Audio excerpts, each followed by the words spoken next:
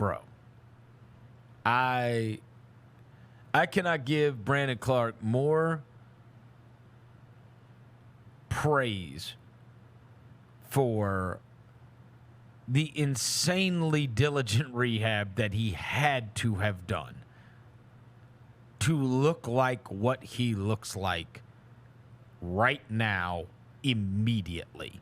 It is crazy to me that he looks as good as he has coming back after a year off. A year off of playing basketball and coming back from a torn Achilles, which has altered many a career in the past. And I don't know if it's because of the diligent rehab. I guess everyone is going to react differently. And the other thing is, and I got to be honest, he's better at basketball than we probably gave credit for. Like all the stuff that is not his head being completely above the rim. You do notice that because he's been gone so long and you bring him in off the bench and it's like, oh, wait, dude, Brandon Clarke's really good. And like, he's better than your backup. Yes. He feasts. The other thing that is extreme positive, and it's not, again, as I've always said, for any of you that have been listening for many years, awesome sample size defeats small sample size. And the awesome sample size is that the minutes in which Brandon Clarke and Jaren Jackson have shared the court together have been unbelievable. I can't remember who tweeted it out last night. There's a play where they have a two-man game going, and it's like they pass to each other, I think, twice. Or it's like Jaren screens for Brandon. Brandon passes it to him. Jaren drives, kicks it. It's something. It ends up with Jaren scoring, and it's like, yo, that's just like real chemistry between those two. It is. Like, they're not just like teammates who like each other. They're real friends. Like, real friends.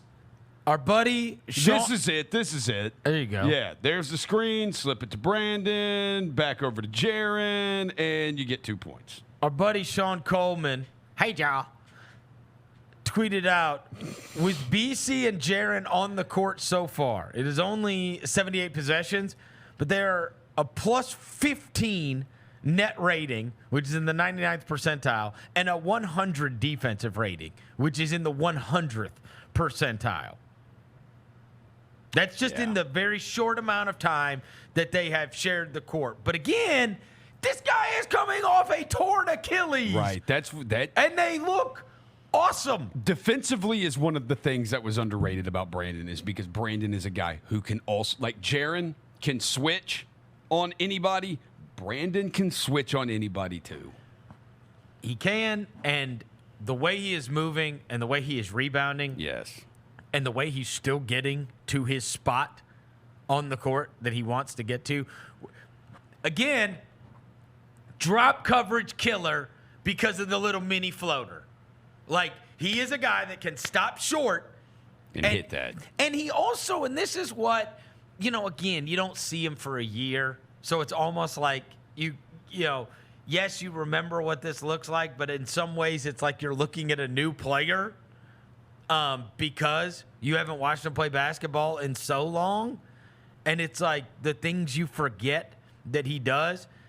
He is always looking where the ball's coming off the rim. So he's a good rebounder. He has always been a good rebounder. The other thing is he does stuff awkwardly and quickly. So the shot is quick, right? Everything is a little not. It's a little atypical. Where he's shooting from on the court. There aren't a lot of guys that watch NBA games. There aren't a lot of guys that get to a spot 6 feet from the basket and hit like little push shots, and they do it just regularly. Or he's still got that, okay, you closed out on my push shot. Now I take a dribble, I hang in the air and finish this layup. Like, from 8 feet in, he is still this devastating weapon. And how many guys in the league are face up 8 feet and in basketball players? He's so awkward. And The other thing too is you will see a guy come back from Achilles and it's just a period of you don't trust it. Like you don't trust, like you've got to develop that trust back that this is going to be okay if I jump like this.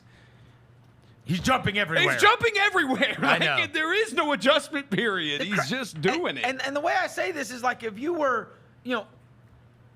there's just so few guys that play like that, where it's almost like 8 feet and down. So it's like he comes and sets the screen, and then he might slip, and now he's 8 feet from the basket. And so he shoots his little shot.